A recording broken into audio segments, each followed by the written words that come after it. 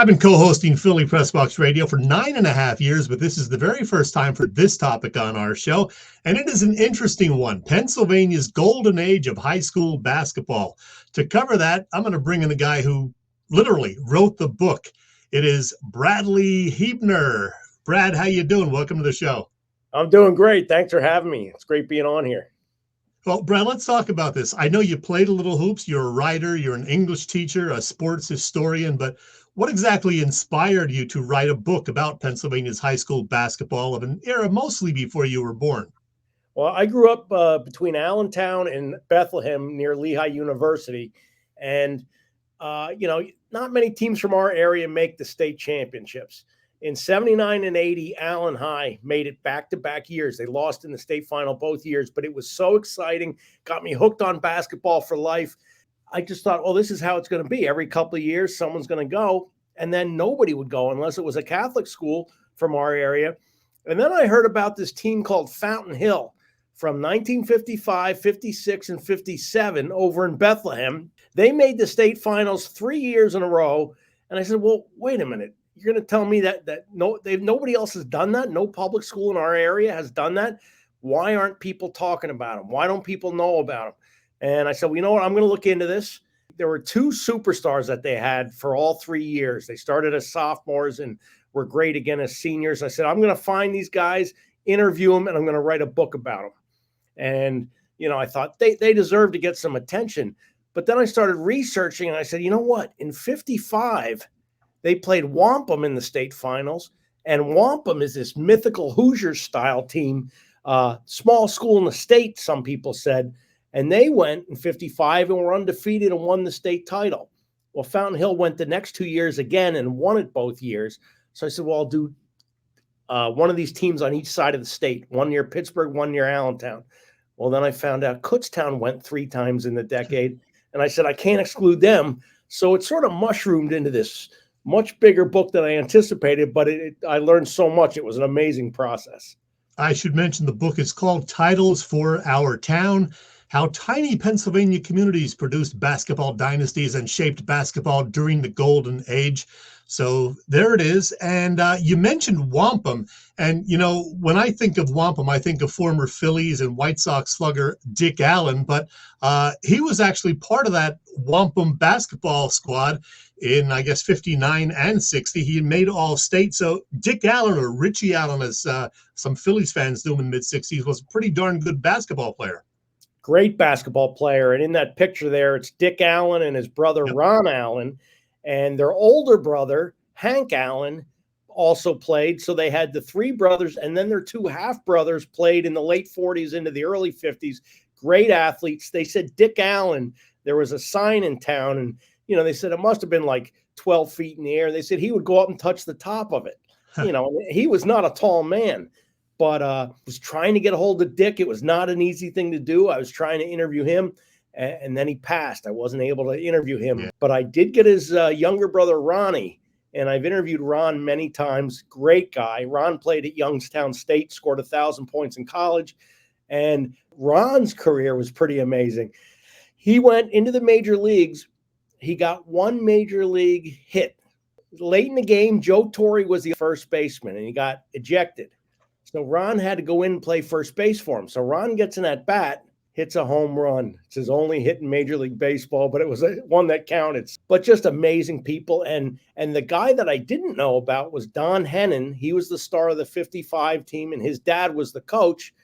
And Don Hennon went to Pitt, became a first-team All-American on the same team with Wilt Chamberlain and Oscar Robertson. And here's this 5'9" white guy with a barrel chest.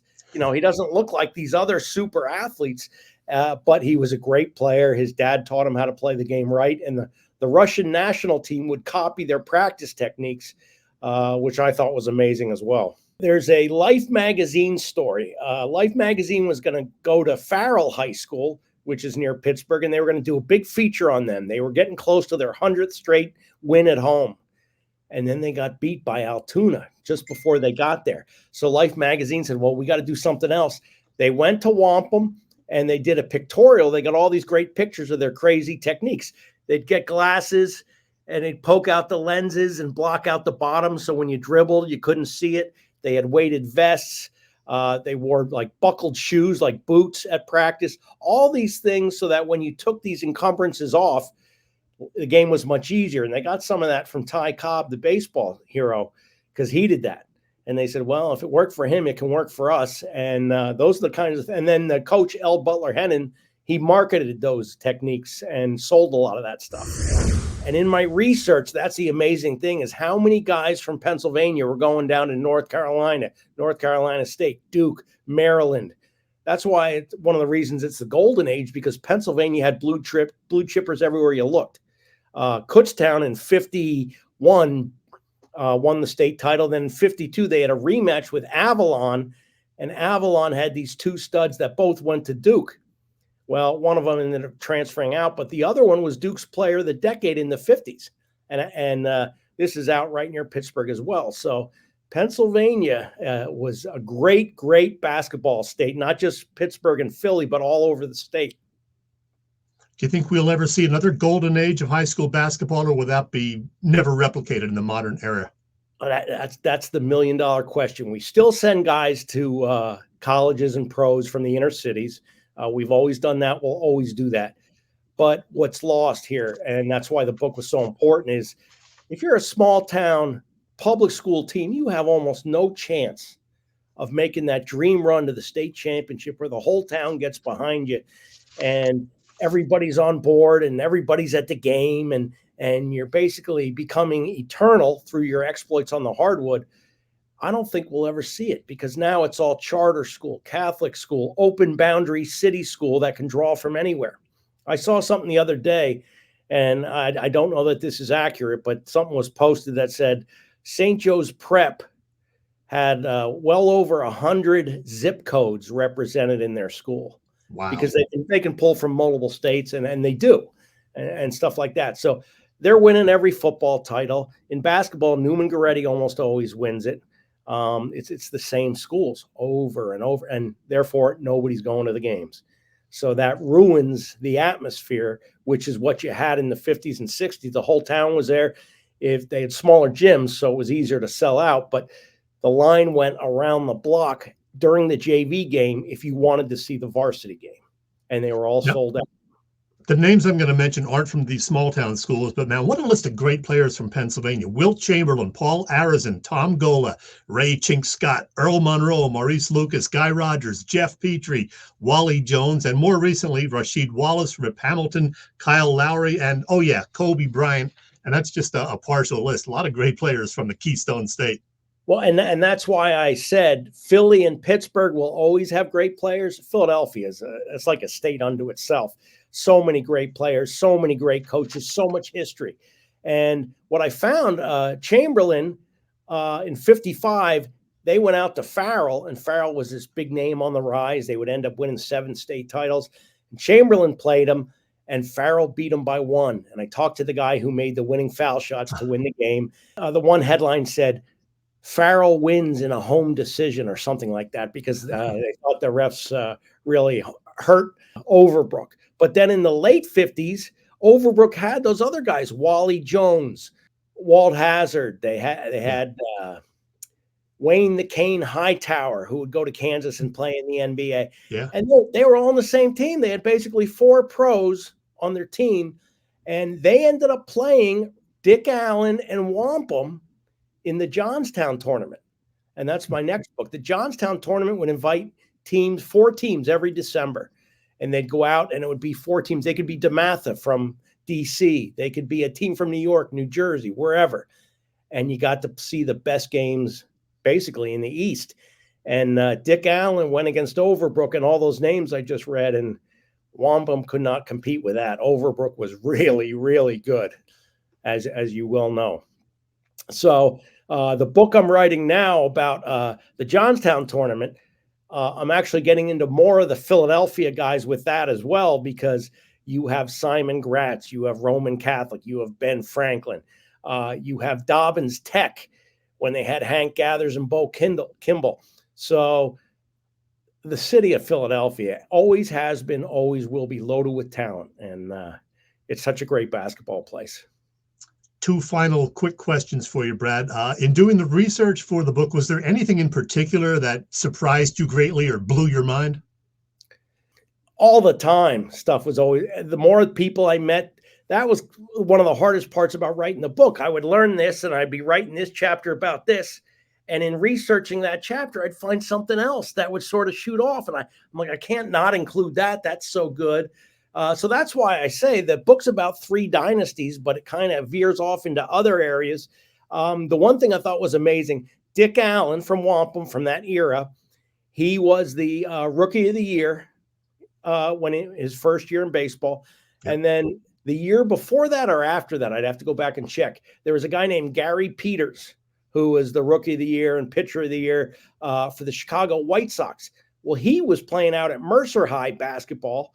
And here's this guy that ends up, he went through into the pros as a hitter, and they were short on pitchers, and they knew he had a good arm. They said, listen, why don't you just go in and pitch? He never went back to just hitting and ended up winning 19 games the one year.